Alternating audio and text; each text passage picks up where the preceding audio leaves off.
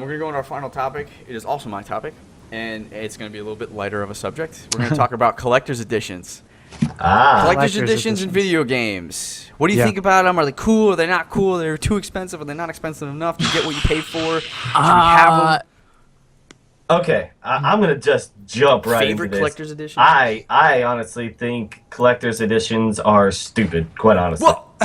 Stupid! Yes. Just They're like dumb. Why am I going to They pay failed. more for I'm a out. fucking case and a poster, and I'm going to pay $20 more? Like, give me more content in the game. Give me Don't you extra love level. Ian? Give Don't you something love else. him on the show? Yes. I'm gonna have to say, because like, remember Rocco when Destiny first came out, we paid the extra $20. We're gonna get a weapon that nobody else gets and everything like that. The weapon was like outgraded with after level 5. Like it was just that was ridiculous. I was like, I paid $20 more for that. You know what I mean? And like you got some people that paid $150 for like collector's edition. You got like, you know, the little collectible toy that almost looked like was that eye thing? You seen that, Rock? No, which one is this? Remember, it was like a special collector's edition. You paid $150 or $170, but you remember the eye that followed? Yeah, the eye that followed you around. You got that. You also got a book like saying that you got a certificate saying that you got the collector's edition, all this other stuff like that. I mean, I would not take it that far, especially to a game that just came out and nobody really knows about. You know what I mean? Like, why would you even buy that?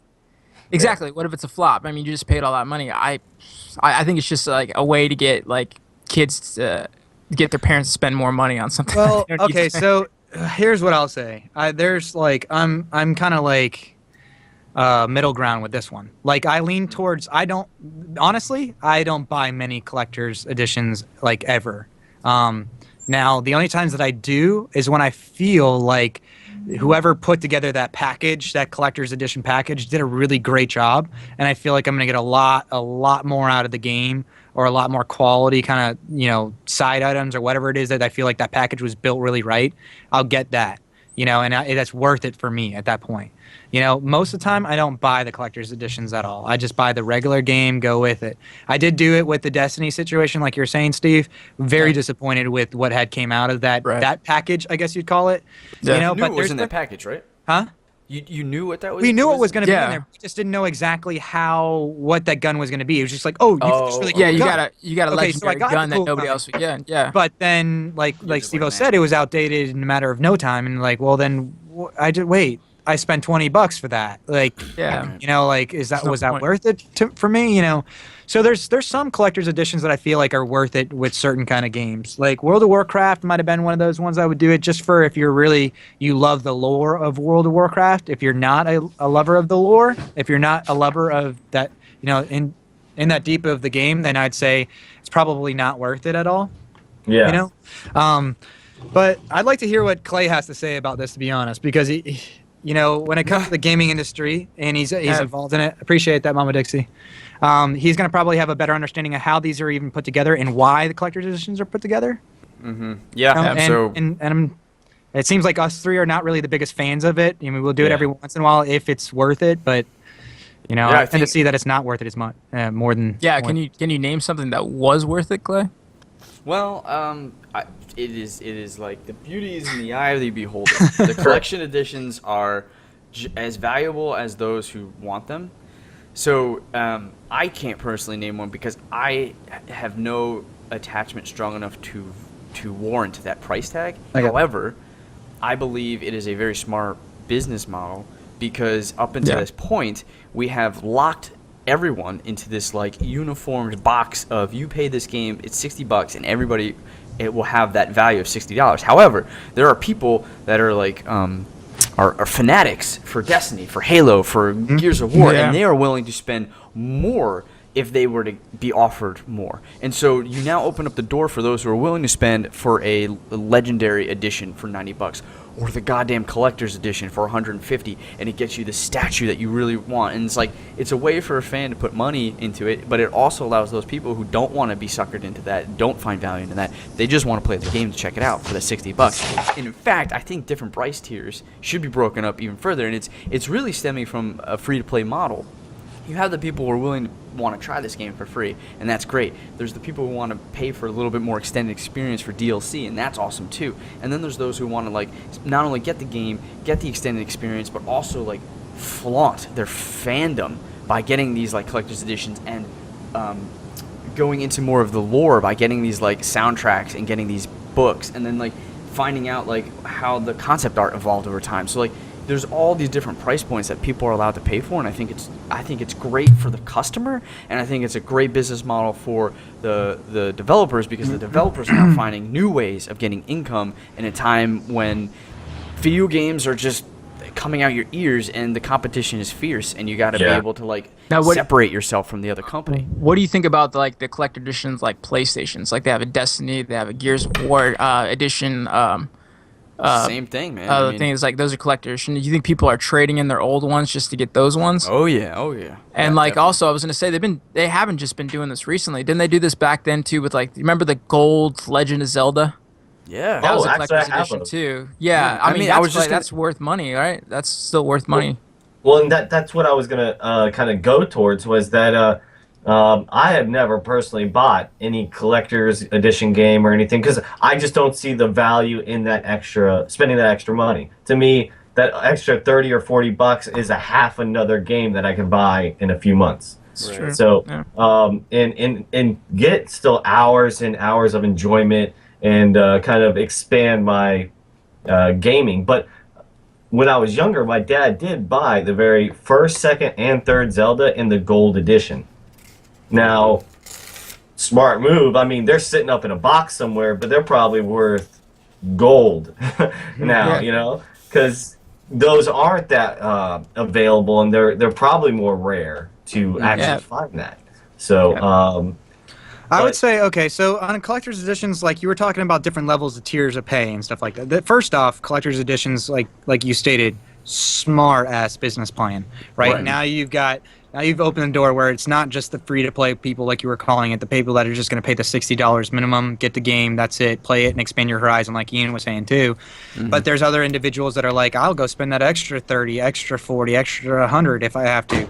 And so they've opened up the door to a lot more, a lot more money for themselves. You know, it's fun. Oh yeah, go ahead. Sorry. I was gonna say the only game that I did buy another game that wasn't a collector edition version that I had purchased, but it was one of those ones that you were talking about, Clay. That was just a higher tier of payment. So I guess you can call it collector edition, although I wouldn't really classify it that. Sure. It was just more money for some extra benefits. Now I did that for Battlefield 4, and for me that was worth it. Like, you could go do the $60 tier, you could do the $80 tier, you could do... I think that was it, really. Yeah. And I did the $80 tier, or $90, I think it was one or the other. Now, what it gave you was, like, a whole bunch of extra battle packs and DLCs and different things. And I, was like, okay, totally worth it, because I get all these new maps that we know they're going to be coming out in the next 6 months to a year. I get those for that money, so that's, like, money going towards that already that I would have probably invested in.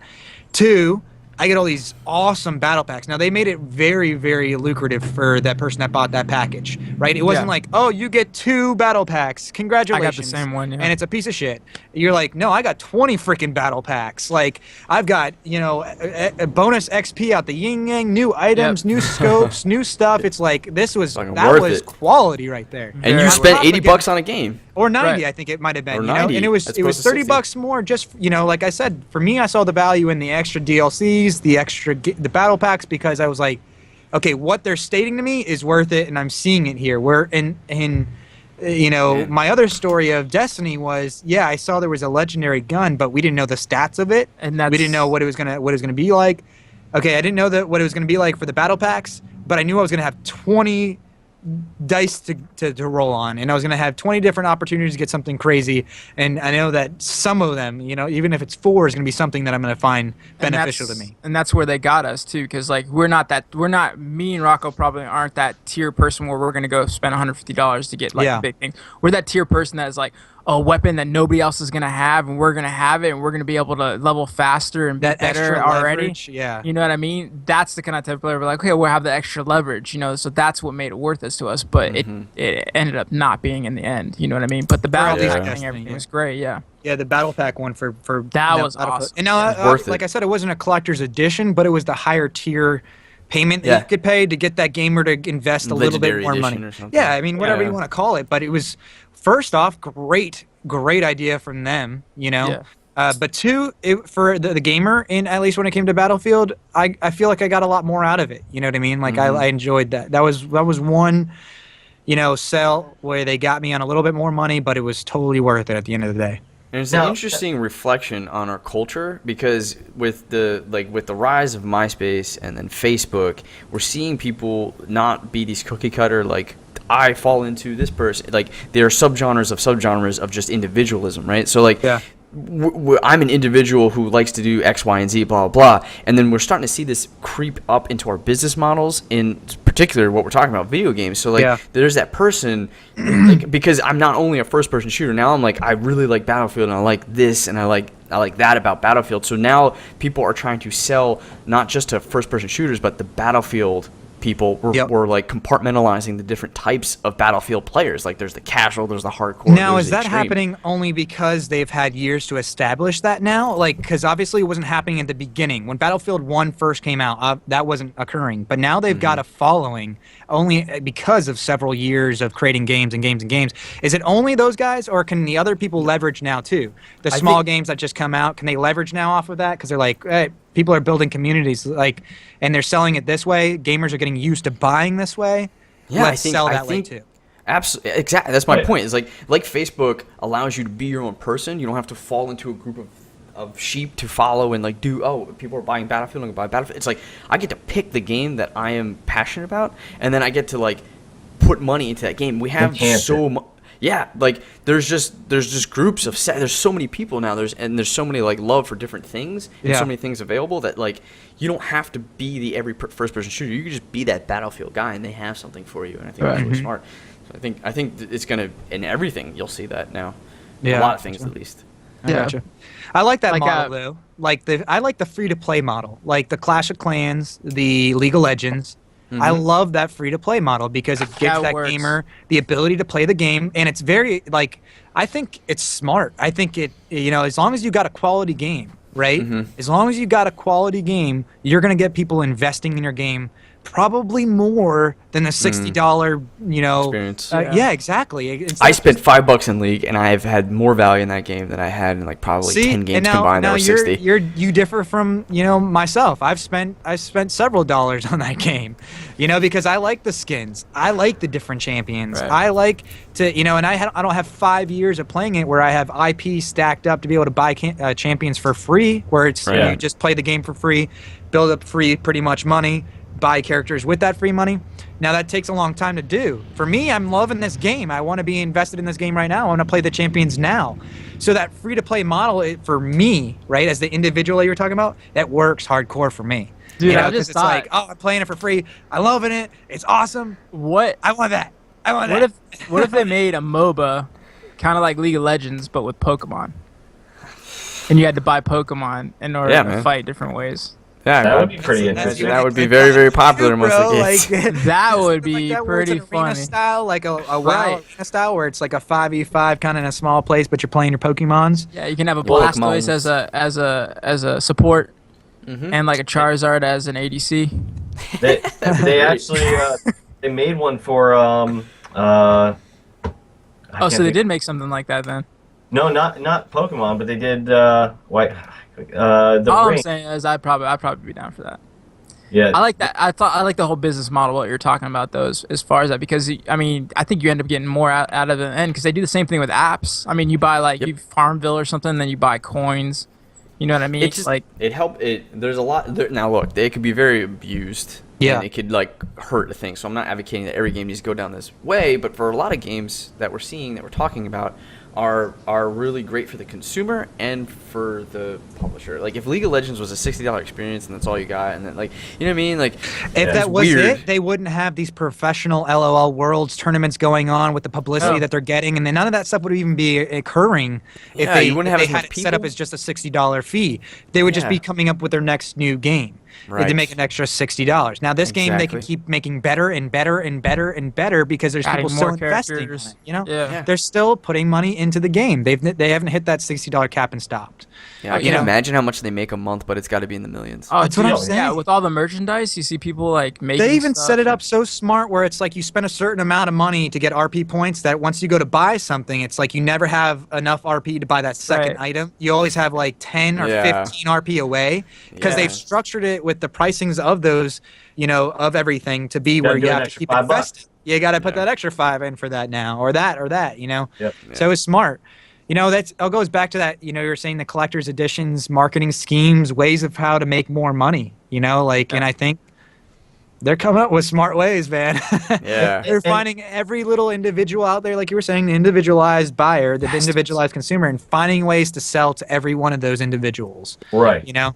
And Rocco, when you were saying like, you know, you could spend the extra 10 or 15, 20 bucks, you know, those little tier systems, that I'm cool with because just like a Battlefield or Call of Duty, you know those maps are going to come out later Those on. DLCs, So, yeah. hey, later on it's going to be 20 bucks, but if you pay $15 today for it, already kind of buy it, totally cool with it. I just don't I never was really big into the collector's editions where you got, you know, the extra book and you get a poster and you get this Yeah, and that and a special case on top of the other case. But I know people that are all about that too. You know what I mean? They're Yeah. all about that book. They're all about Never, that There's poster. Steve. never used it. Never used it. Have it still.